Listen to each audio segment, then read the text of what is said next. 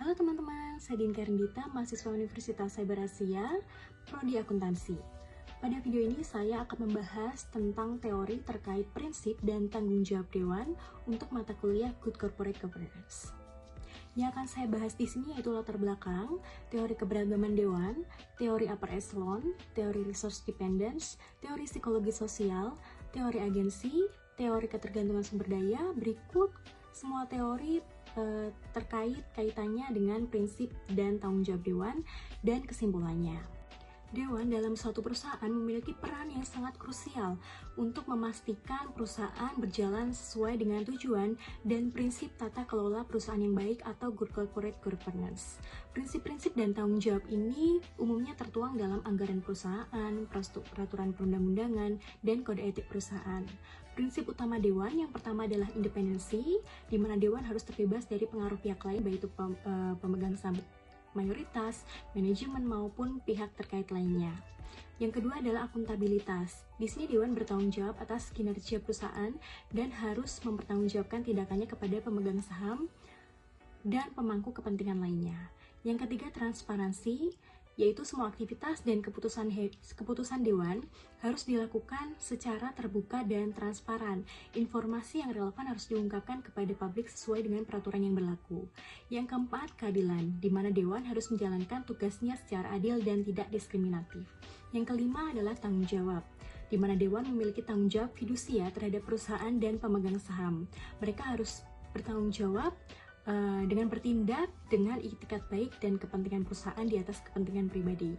Untuk tanggung jawab Dewan, yang pertama adalah pengawasan, di mana Dewan bertanggung jawab untuk mengawasi kinerja manajemen dan memastikan perusahaan beroperasi sesuai dengan peraturan perundang-undangan dan anggaran dasar perusahaan. Kemudian memberi nasihat kepada direksi mengenai strategi bisnis, kebijakan perusahaan, atau isu-isu yang terjadi lainnya. Kemudian Dewan mewakili kepentingan pemegang saham dan memastikan bahwa kepentingan mereka terlindungi. Lalu penetapan kebijakan, di mana Dewan berperan untuk menetapkan kebijakan perusahaan yang strategis seperti kebijakan dividen, akuisisi, dan divestasi. Lalu pengelolaan risiko, di mana Dewan harus bisa mengidentifikasi, menilai, dan mengelola risiko-risiko yang dihadapi perusahaan. Yang terakhir adalah kepatuhan, di mana Dewan harus memastikan bahwa perusahaan mematuhi semua peraturan perundang-undangan yang berlaku, termasuk peraturan pasar modal, perpajakan, dan lingkungan. Teori terkait prinsip dan tanggung jawab Dewan yang pertama adalah teori keberagaman Dewan. Menurut B1 UK Good Corporate Governance Code merekomendasikan komposisi Dewan memiliki keseimbangan yang sesuai atas keterampilan, pengalaman, independensi, dan pengetahuan perusahaan agar mereka mampu menjalankan tugas dan tanggung jawabnya secara efektif. Kemudian menurut prinsip 3 Global Corporate Governance Principles dari ICGN, perlu ada kombinasi memadai dari anggota Dewan atas pengetahuan yang relevan, independensi, kompetensi, pengalaman industri, dan perspektif yang beragam untuk menghasilkan diskusi yang menantang dan efektif serta pengambilan keputusan yang objektif. Berdasarkan kedua prinsip tadi, dinyatakan bahwa komposisi Dewan yang ideal harus memiliki keseimbangan yang tepat antara tadi keterampilan, pengalaman, independensi, pengetahuan perusahaan, dan perspektif yang beragam. Nah, keberagaman ini diperlukan untuk memastikan Dewan dapat menjalankan tugas dan tanggung jawabnya secara efektif seperti pengambilan keputusan yang objektif, diskusi yang menantang, dan pengawasan yang baik. Dengan kata lain, Dewan tidak boleh terdiri dari orang-orang yang memiliki latar belakang dan pengalaman yang sama. Lalu kaitannya dengan prinsip Dewan, yang pertama independensi, di mana keberagaman anggota Dewan bisa memperkuat independensi. Dengan latar belakang dan pengalaman yang berbeda, anggota Dewan cenderung memiliki pandangan yang lebih objektif dan tidak terpengaruh oleh kepentingan individu atau kelompok tertentu. Kemudian akuntabilitas, karena keberagaman ini bisa meningkatkan akuntabilitas. Karena banyak perspektif, anggota Dewan bisa melakukan pengawasan dengan lebih efektif terhadap kinerja manajemen dan memastikan bahwa perusahaan beroperasi secara transparan dan akuntabel. Kemudian transparansi, di mana keberagaman bisa mendorong transparansi dalam pengambilan keputusan.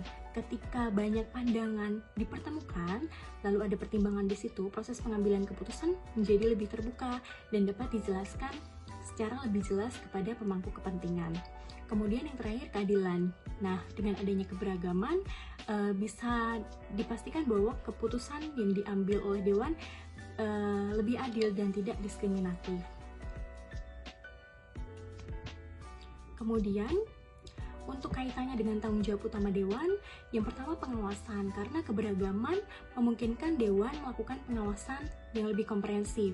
Karena banyak keahlian dan pengalaman, anggota Dewan bisa mengidentifikasi risiko yang mungkin terlewatkan oleh manajemen dan bisa memberikan masukan yang lebih baik.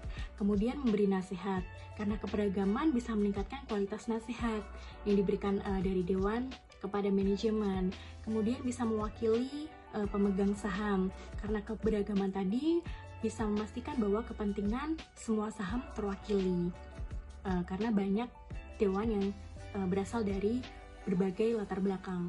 Kemudian penunjukan dan evaluasi direksi, karena keberagaman tadi bisa meningkatkan kualitas proses penunjukan dan evaluasi direksi, karena dewan yang beragam bisa mengidentifikasi calon-calon direksi yang memiliki keahlian dan pengalaman yang dibutuhkan oleh perusahaan. Kemudian penetapan kebijakan. Dengan keberagaman, memungkinkan Dewan menetapkan kebijakan yang lebih baik.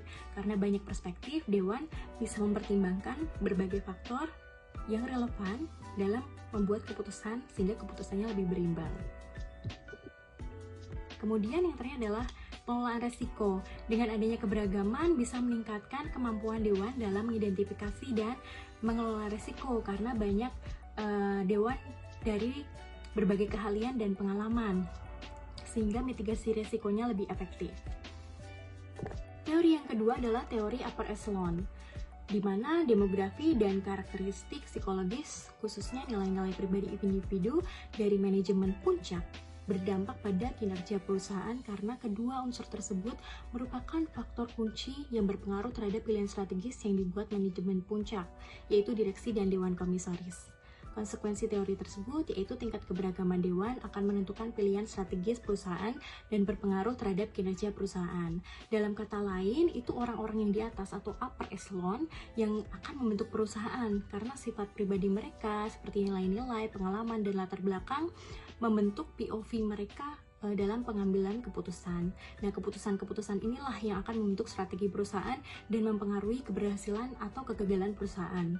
Contoh sederhananya, misalkan CEO perusahaan startup seorang lulusan sarjana teknik atau master di teknik, maka perusahaan akan cenderung fokus pada pengembangan teknologi dengan teknologi mutakhir atau produk-produk yang baru.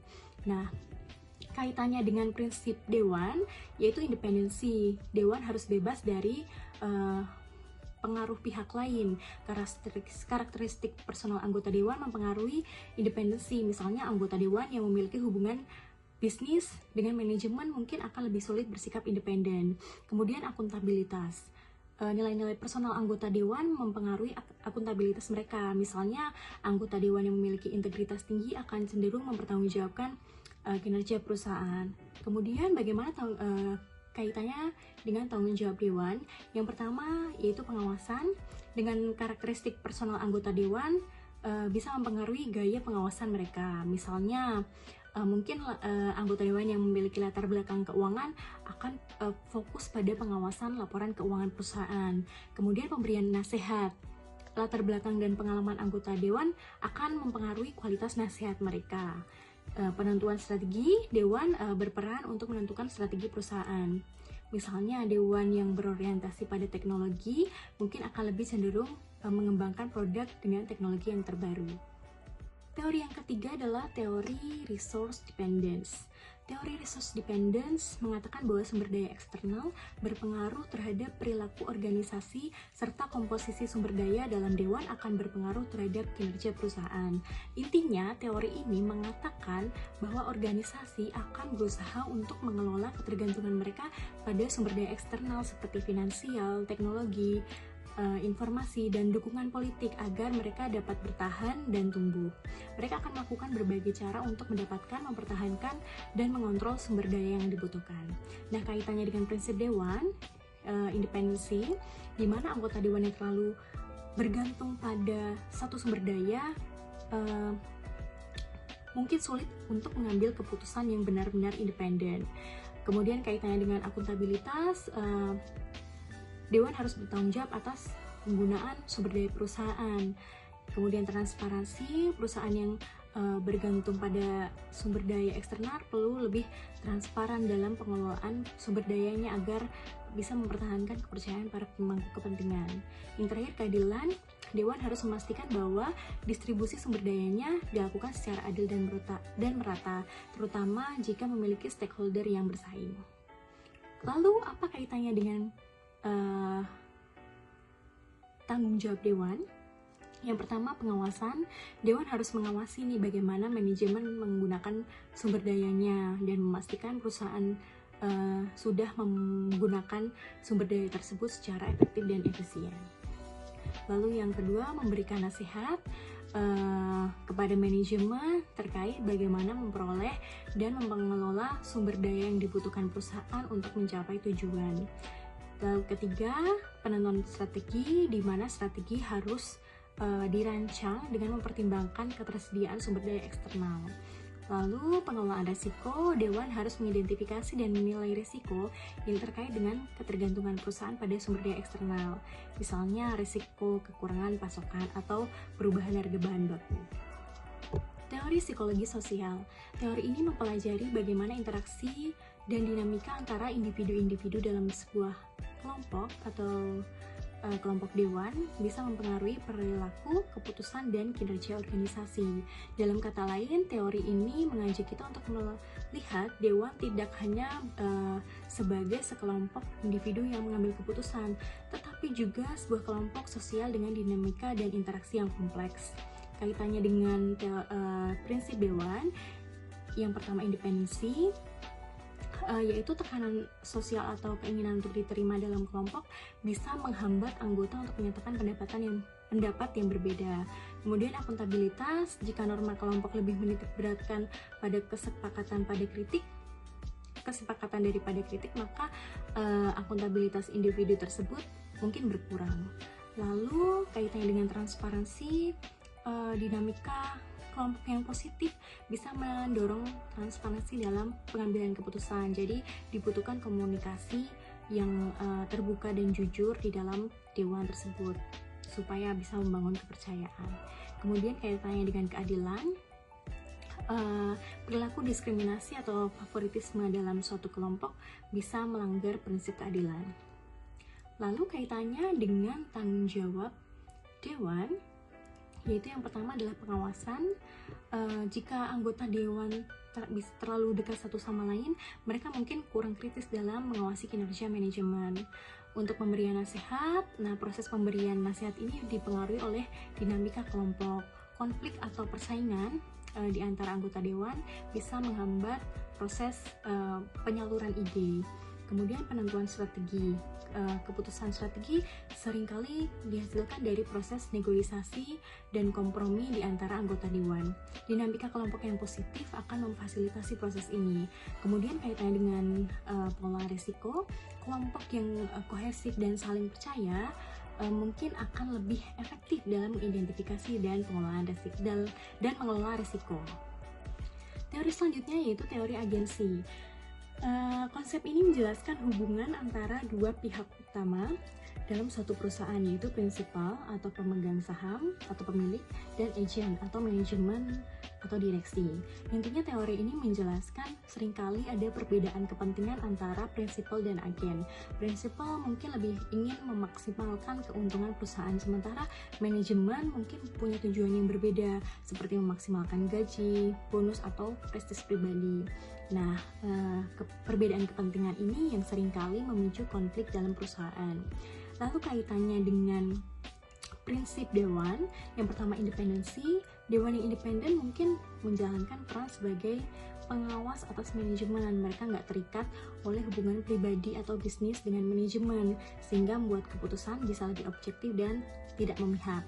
Kemudian kaitannya dengan akuntabilitas, dewan bertanggung jawab kepada pemegang saham, di mana harus memastikan manajemen bertindak sesuai dengan kepentingan pemegang saham.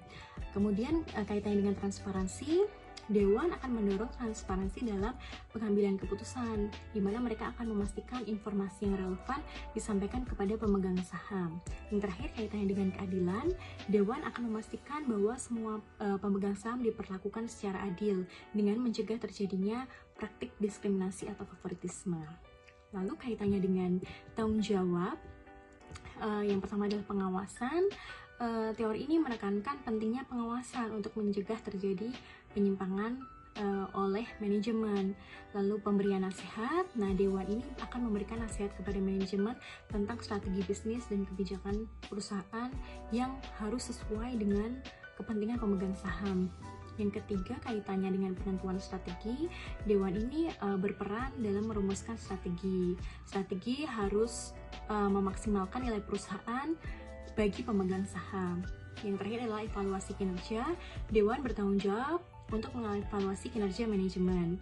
Evaluasi ini harus objektif dan didasarkan pada kinerja keuangan dan keuangan perusahaan.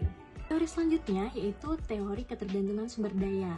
Teori ini menyatakan bahwa dewan yang independen penting sebagai penyedia sumber daya karena mereka menyediakan jaringan yang berharga dengan sumber daya eksternal yang penting. Intinya sama dengan teori resource dependence, di mana menekankan pentingnya akses terhadap sumber daya eksternal melalui jaringan yang dibangun oleh anggota dewan. Kaitannya dengan prinsip dewan, prinsip independensi, di mana hal ini memungkinkan dewan untuk mengakses sumber daya yang lebih beragam pula seperti modal, teknologi, dan informasi pasar. Kemudian kaitannya dengan prinsip akuntabilitas, dewan ini bertanggung jawab untuk memastikan bahwa perusahaan menggunakan sumber daya secara efektif dan efisien. Kaitannya dengan prinsip transparansi, dewan ini harus transparan dalam mengelola sumber daya perusahaan dengan memberikan informasi yang jelas kepada pemegang saham tentang bagaimana sumber daya digunakan. Kemudian kaitannya dengan prinsip keadilan, di mana dewan harus memastikan bahwa sumber daya dilakukan secara adil dan merata untuk menjaga kepercayaan para pemangku kepentingan. Lalu kaitannya dengan tanggung jawab dewan, untuk tanggung jawab pengawasan, di sini di mana dewan mengawasi manajemen menggunakan sumber daya perusahaan. Kemudian pemberian nasihat, dewan ini memberikan nasihat kepada manajemen tentang bagaimana memperoleh dan mengelola sumber daya yang dibutuhkan perusahaan. Lalu penentuan strategi perusahaan harus dirancang dengan mempertimbangkan ketersediaan sumber daya. Kaitannya dengan tanggung jawab pengelolaan risiko, dewan ini harus mengidentifikasi dan mengelola risiko terkait dengan ketergantungan perusahaan pada sumber daya eksternal.